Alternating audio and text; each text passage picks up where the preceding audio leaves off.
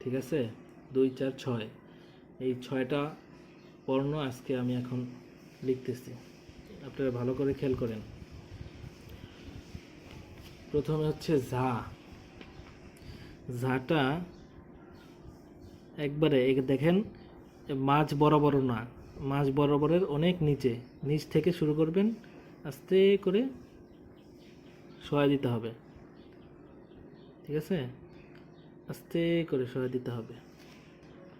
আচ্ছা, গেল ঝা।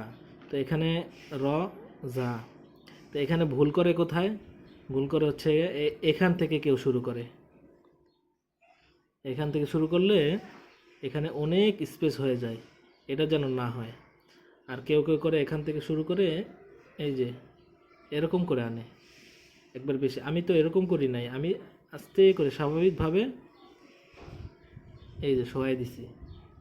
ঠিক আছে, আচ্ছা গেল। র যা তো একটার ভিতরে চলে গেল।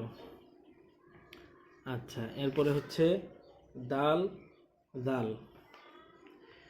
এই যে দাল, নুনের থেকে একটু বেশি খাড়া হবে। এরপরে এই টানটা ছোট, এই টানটা বড়।